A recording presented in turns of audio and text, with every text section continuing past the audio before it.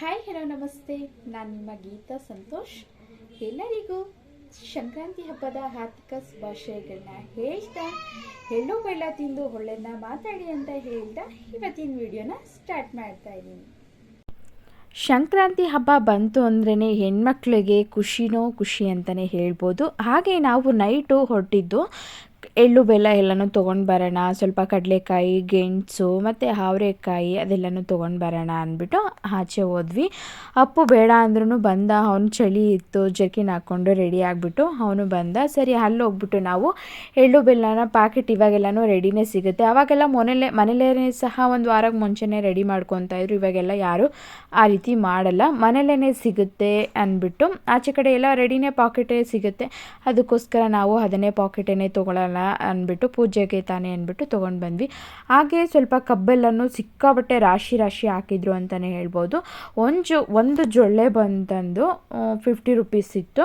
ಅದನ್ನು ಸಹ ತೊಗೊಂಡು ಮನೆಯಲ್ಲಿ ಕಡಲೆಕಾಯಿ, ಗೆಣಸು ಎಲ್ಲನೂ ತೊಗೊಂಡು ಬಂದು ಬೆಳಗ್ಗೆ ಎದ್ದು ಬೇಗನೆ ಸ್ನಾನ ಮಾಡಿಕೊಂಡು ಇದನ್ನೆಲ್ಲನೂ ನೀಟಾಗಿ ವಾಶ್ ಮಾಡಿಕೊಂಡು ತೊಳೆದು ಬೇಯಿಸ್ಕೊಳ್ಳೋಣ ಅಂದ್ಬಿಟ್ಟು ರೆಡಿ ಮಾಡ್ಕೊತಾ ಇದ್ದೀನಿ. ಹಾಗೆ ಏನಪ್ಪ ಅಂತಂದರೆ ಸಂಕ್ರಾಂತಿ ಹಬ್ಬ ಅಂದ್ರೇ ಸ್ವೀಟ್ ಪೊಂಗಲ್ಲು, ಖಾರ ಪೊಂಗಲ್ಲು ಇದ್ರೇ ಒಂದು ಸಂಕ್ರಾಂತಿ ಹಬ್ಬ ಅಂತಲೇ ಹೇಳ್ಬೋದು. ಹಾಗೆ ನಾನಿವಾಗ ಸ್ವೀಟ್ ಪೊಂಗಲ್ ಮಾಡ್ಕೊಳ್ಳೋಣ ಅಂತ ಹೇಳ್ಬಿಟ್ಟು ಒಂದು ಅರ್ಧ ಗ್ಲಾಸ್ ಆಗುವಷ್ಟು ಅಕ್ಕಿನ ನೀಟಾಗಿ ತೊಳೆದು ಬೇಯಿಸ್ಕೊಂಡಿದ್ದೀನಿ. ಈ ರೀತಿಯಾಗಿ ಚೆನ್ನಾಗಿ ಸಾಫ್ಟಾಗಿ ಬೇಯಿಸ್ಕೊಂಡಿದ್ದೀನಿ. ಮೆತ್ತಗಾಗಬೇಕು ಹುಡಿ ಆಗಿದ್ರೆ ಸಿಹಿ ಪೊಂಗಲು ಚೆನ್ನಾಗಿರಲ್ಲ. ಈ ರೀತಿಯಾಗಿ ನಾನು ಮೊದಲೇ ಒಂದು 3-4 ವಿಷಲ್ನ ಕೂಗಿಸ್ಕೊಂಡು 1 ಕಪ್ ಆಗುವಷ್ಟು ಬೆಲ್ಲನ ಸೇರಿಸ್ಕೊತಾ ಇದ್ದೀನಿ.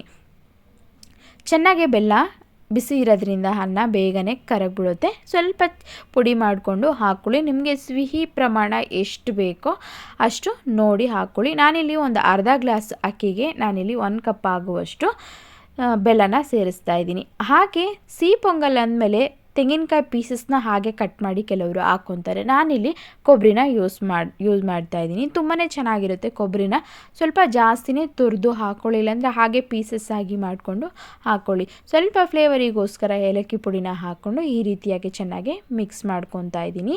ತುಂಬಾ ಟೇಸ್ಟಿಯಾಗಿದೆ ಅಂತಲೇ ಹೇಳ್ಬೋದು. ಕೊಬ್ಬರಿನ ಸ್ವಲ್ಪ ಹಾಗೆ ದಪ್ಪದಾಗಿ ತುರಿದು ಹಾಕ್ಕೊಳ್ಳಿ, ಇಲ್ಲಾಂತಂದರೆ ಹಾಗೆಯೇ ಪೀಸಸ್ಗಳಾಗಿ ಕಟ್ ಮಾಡಿ ಸೇರಿಸ್ಕೊಳ್ಳಿ.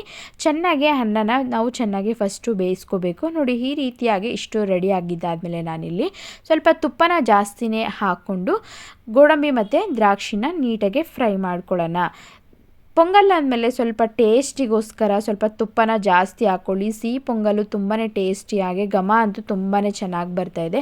ಟೇಸ್ಟು ಚೆನ್ನಾಗಿ ಬರುತ್ತೆ ಅಂತ ಹೇಳ್ಬಿಟ್ಟು ನಾನಿಲ್ಲಿ ಸ್ವಲ್ಪ ತುಪ್ಪನ ಜಾಸ್ತಿನೇ ಹಾಕ್ಕೊಂಡಿದ್ದೀನಿ.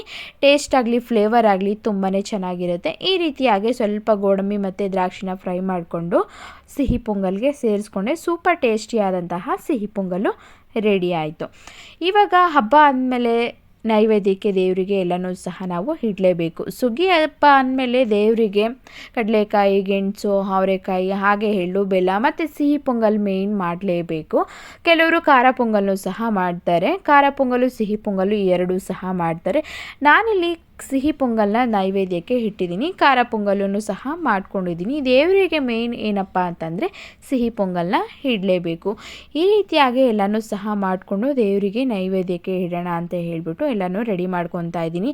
ಹಳ್ಳಿಗಳ ಕಡೆ ಅಂತಂದರೆ ತುಂಬಾ ಚೆನ್ನಾಗಿ ಮಾಡ್ತಾರೆ. ಸುಗ್ಗಿ ಹಬ್ಬ ಅಂದ್ರೇ ವರ್ಷ ಪೂರ್ತಿ ಬೆಳೆ ಏನು ಬೆಳೆದಿರ್ತೀವೋ ಅದೆಲ್ಲನೂ ರಾಶಿ ಹಾಕಿ ಪೂಜೆ ಮಾಡಿ ಮತ್ತು ಹಸುಗಳಿಗೆಲ್ಲನೂ ಬೆಳಗ್ಗೆ ಎದ್ದು ಮೈ ತೊಳೆದು ಹಸುಗಳನ್ನೆಲ್ಲನೂ ಅಲಂಕಾರ ಮಾಡಿ ಕಿಚ್ಚಾಯಿಸೋದಾಗಲಿ ತುಂಬಾ ಚೆನ್ನಾಗಿ ಮಾಡ್ತಾರೆ ಅಂತಲೇ ಹೇಳ್ಬೋದು. ಮನೆ ಮುಂದೆ ದೊಡ್ಡದಾಗಿ ರಂಗೋಲಿ ಹಾಕಿ ಸಗಣಿ ನೀರಿನಿಂದ ಮನೆಯೆಲ್ಲನೂ ಸ್ವಚ್ಛಗೊಳಿಸಿ ರಂಗೋಲಿ ಹಾಕಿ ತುಂಬಾ ಚೆನ್ನಾಗಿ ಮಾಡ್ತಾರೆ ಅಂತಲೇ ಹೇಳ್ಬೋದು.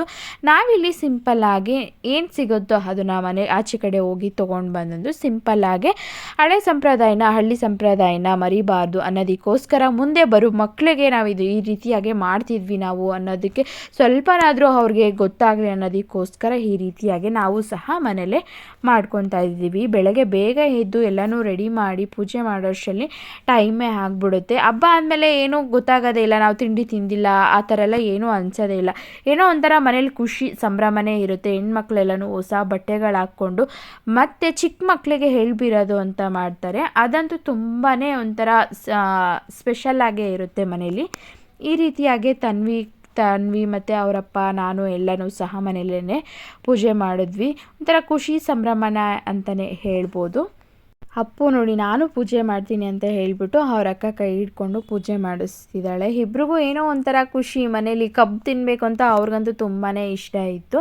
ಸರಿ ಪೂಜೆ ಮಾಡಿಬಿಡಿ, ಮನೇಲಿ ಎಲ್ಲನೂ ಮಾಡಿಕೊಂಡು ತಿನ್ನೋಣ ಅಂತ ಹೇಳ್ಬಿಟ್ಟು ಎಲ್ಲನೂ ಪೂಜೆ ಎಲ್ಲನೂ ಮುಗಿಸಿ ತಿಂಡಿ ಎಲ್ಲನೂ ತಿಂದು ನಾವು ಹೊಟ್ಟಿದ್ದೆ ಜಾತ್ರೆಗೆ ಹೊರಟ್ವಿ. ಅದು ಎಲ್ಲಿಯಪ್ಪ ಅಂತ ಅಂದರೆ ನೈಸ್ ರೋಡಲ್ಲಿ ಒಂದು ದೇವಸ್ಥಾನ ಇದೆ, ಸೋಂಪುರ. ನೈಸ್ ರೋಡ್ ಹತ್ರ ಸೋಂಪುರ ಅಂತ ಇದೆ. ಅಲ್ಲಿ ಬಸವೇಶ್ವರಂದು ಜಾತ್ರೆ ನಡೆಯುತ್ತೆ. ಕಡಲೆಕಾಯಿ ಪರಿಸೆ ಅಂತಲೇ ಹೇಳ್ಬೋದು. ಸಾಕಷ್ಟು ಜನ ಅಂತಲೇ ಇರ್ತಾರೆ. ವರ್ಷ ತುಂಬಾ ಚೆನ್ನಾಗಿ ಇಂಪ್ರೂವ್ ಆಗ್ತಿದೆ ಅಂತಲೇ ಹೇಳ್ಬೋದು. ಅಲ್ಲಿ ರಾಜಕೀಯದವರು ಮತ್ತು ಎಲ್ಲರೂ ಸಹ ಬಂದಿದ್ದರು. ತುಂಬಾ ಚೆನ್ನಾಗಿ ಅಲ್ಲಿ ಇಂಪ್ರೂವ್ ಮಾಡಿಬಿಟ್ಟಿದ್ದಾರೆ. ಪ್ರತಿಯೊಬ್ಬರೂ ಸಹ ಮನೆಗಳಲ್ಲಿ ಪೂಜೆ ಮುಗಿಸ್ಕೊಂಡು ಅಲ್ಲಿ ಬಸವೇಶ್ವರ ಸ್ವಾಮಿ ಟೆಂಪಲ್ಗೆ ಅಲ್ಲಿ ಬಂದೇ ಬರ್ತಾರೆ. ಕಡಲೆಕಾಯಿ ಪರಿಸೆ ಮಾಡೋದಕ್ಕಂತಲೇ ಬರ್ತಾರೆ. ತುಂಬಾ ಜನ ಇದ್ರು ಅಂತಲೇ ಹೇಳ್ಬೋದು. ಮಕ್ಕಳಿಗೆ ಜಾತ್ರೆ ಅಂತ ಅಂದರೆ ಏನು, ಅದ್ರ ಬಗ್ಗೆ ಯಾವ ರೀತಿಯಾಗಿ ಅಲ್ಲಿ ಸಂಕ್ರಾಂತಿ ಹಬ್ಬನ ಆಚರಣೆ ಮಾಡ್ತಾರೆ, ಅದ್ರ ಬಗ್ಗೆ ನಾವು ಸ್ವಲ್ಪ ಅಲ್ಲಿ ತಿಳ್ಕೊಬೋದು ಮತ್ತು ಮಕ್ಳಿಗೂ ತೋರಿಸ್ಬೋದು ಅಂದ್ಬಿಟ್ಟು ನಾವು ಪೂಜೆ ಎಲ್ಲನೂ ಮುಗಿಸಿ ಅಲ್ಲಿಗೆ ಹೊರಟ್ವಿ.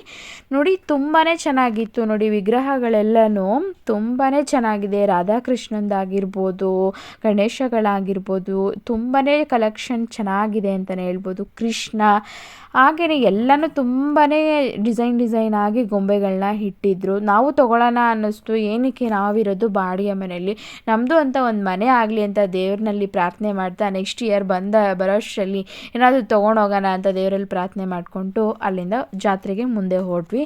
ಸಾಕಷ್ಟು ಜನ ಇದ್ದರು ಅಂತಲೇ ಹೇಳ್ಬೋದು. ಬಿಸಿಲಿದೆ ಆ ಥರ ಎಲ್ಲ ಏನೂ ನೋಡಲ್ಲ.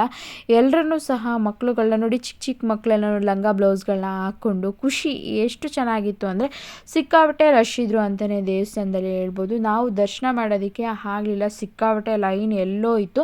ಅಲ್ಲಿ ಜಾತ್ರೆಯಲ್ಲಿ ವಿಶೇಷತೆ ಏನಪ್ಪ ಅಂತಂದರೆ ದರ್ಶನ ಮುಗಿಸ್ಕೊಂಡು ಬಂದವ್ರಿಗೆಲ್ಲನೂ ಒಂದೊಂದು ಜೊಳ್ಳೆ ಕಬ್ಬನ್ನು ಸಹ ಕೊಡ್ತಾರೆ. ಕಬ್ಬು, ಕಡಲೆಕಾಯಿ, ಗೆಣಸು, ಅವರೆಕಾಯಿ ಆ ರೀತಿಯಾಗಿ ಪ್ರಸಾದ ರೀತಿಯಲ್ಲಿ ಕೊಡ್ತಾರೆ. ಅಲ್ಲಿ ಊಟನೂ ಅಷ್ಟೇ ಸಿಗುತ್ತೆ. ಸಿಕ್ಕಾಪಟ್ಟೆ ಜನ ಇದ್ದರು ಅಂತಲೇ ಹೇಳ್ಬೋದು. ಒಂಥರ ವಿಶೇಷವಾಗಿ ತುಂಬಾ ಅಲಂಕಾರ ಎಲ್ಲನೂ ತುಂಬಾ ಚೆನ್ನಾಗಿ ಮಾಡಿದರು. ನಾವು ದೇವ್ರಿಗೆ ದರ್ಶನ ಮಾಡೋಣ ಅಂತ ನೋಡಿದ್ವಿ, ಸಿಕ್ಕಾಪಟ್ಟೆ ಜನ ಇದ್ದರು. ಸರಿ ಆಚೆಯಿಂದನೇ ನಮಸ್ಕಾರ ಮಾಡಿಕೊಂಡು ಬಂದ್ವಿ. ಅಲ್ಲಿ ಹಸುಗಳನ್ನೂ ಸಹ ಕರ್ಕೊಂಡು ಬಂದಿದ್ದರು. ತನ್ವಿಗೂ ಮತ್ತು ಅಪ್ಪುಗೆ ತೋರಿಸ್ಕೊಂಡು ಅದ್ರ ಬಗ್ಗೆ ಅವ್ರಿಗೂ ಸಹ ಸಂಕ್ರಾಂತಿ ಹಬ್ಬ ಅಂದರೆ ಯಾವ ರೀತಿಯಾಗಿ ಆಚರಣೆ ಮಾಡ್ತಾರೆ ಅಂತ ಅವ್ರಿಗೂ ಸಹ ತಿಳಿಸ್ಕೊಟ್ಬಿಟ್ಟು ಸರಿ ದೇವಸ್ಥಾನಕ್ಕೆ ದರ್ಶನಕ್ಕೆ ನಿಂತ್ಕೊಳ್ಳೋಣ ಅಂತ ನೋಡಿದ್ವಿ. ಹಾಗೆಲ್ಲ ಸಿಕ್ಕಾಪಟ್ಟೆ ರಶ್ ಇದ್ದರು. ಮಕ್ಕಳಂತೂ ನಮ್ಮ ಕೈಲಿ ಆಗಲ್ಲ ಅಂತ ಹೇಳ್ತಿದ್ರು. ಸರಿ ಅಂದ್ಬಿಟ್ಟು ಆಚೆಯಿಂದನೇ ನಮಸ್ಕಾರ ಮಾಡಿಕೊಂಡು ಅಲ್ಲಿ ಬಗ್ಗೆ ಎಲ್ಲನೂ ಮಕ್ಕಳಿಗೆಲ್ಲನೂ ತಿಳಿಸ್ಕೊಂಡು ನೋಡಿಕೊಂಡು ಒಂದು 3 ಅವರ್ ಆಯಿತು. ಅಲ್ಲಿನೇ ಸಹ ದೇವಸ್ಥಾನ ಎಲ್ಲ ನೋಡಿಕೊಂಡು ಮತ್ತು ಅಲ್ಲಿ ಒಂದು ಫಂಕ್ಷನ್ನು ಸಹ ನಡೀತಾ ಇತ್ತು. ಸಿಕ್ಕಾಪಟ್ಟೆ ಜನ ಇದ್ದರು ಅಂತಲೇ ಹೇಳ್ಬೋದು. ಅಲ್ಲಿ ಏನಪ್ಪ ವಿಶೇಷತೆ ಅಂತಂದರೆ ಗರ್ಭಿಣಿಯರಿಗೆ ಅಲ್ಲಿ ಸೀಮಂತನೂ ಸಹ ಕಾರ್ಯಕ್ರಮನೂ ಸಹ ಇಟ್ಕೊಂಡಿದ್ರು. ಒಂಥರ ಏನೋ ಡಿಫ್ರೆಂಟಾಗಿ ಇತ್ತು. ಜಾತ್ರೆಯಲ್ಲಿ ಹೆಣ್ಮಕ್ಳಿಗೆ ಈ ರೀತಿಯಾಗಿ ಸೀಮಂತನೂ ಮಾಡ್ತಾರೆ ಅಂದರೆ ಒಂಥರ ಏನೋ ಖುಷಿ, ಹೆಮ್ಮೆ ಅಂತಲೇ ಹೇಳ್ಬೋದು. ದೊಡ್ಡ ಬಸ್ಗಳಲ್ಲಿ ಎಲ್ಲನೂ ಸಹ ಜನಗಳು ಊರಿಂದ ಎಲ್ಲ ಊರುಗಳಿಂದನೂ ಅಲ್ಲಿ ಬಂದು ಸೇರಿದ್ರು.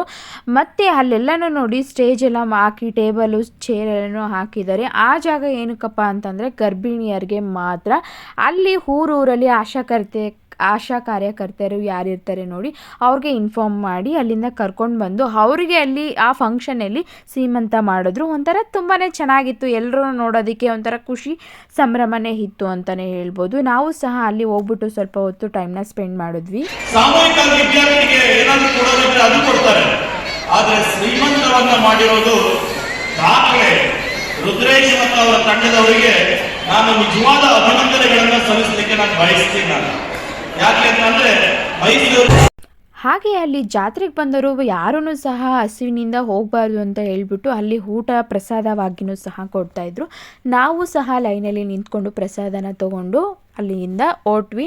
ನೋಡಿದ್ರೆಲ್ಲ ತುಂಬಾ ಚೆನ್ನಾಗಿ ಯಾವ ರೀತಿಯಾಗಿ ಕಾರ್ಯಕ್ರಮಗಳನ್ನು ಎಲ್ಲನೂ ಇಟ್ಕೊಂಡಿದ್ರು ಅಂತ ಹೇಳ್ಬಿಟ್ಟು ಇವತ್ತಿನ ವಿಡಿಯೋ ನಿಮ್ಮೆಲ್ರಿಗೂ ಇಷ್ಟ ಆಗಿದೆ ಅಂತ ತಿಳ್ಕೊತೀನಿ. ಇನ್ನಷ್ಟು ವಿಡಿಯೋಗಳಿಗಾಗಿ ನನ್ನ ಚಾನಲ್ನ ನೋಡ್ತಾ ಇರಿ.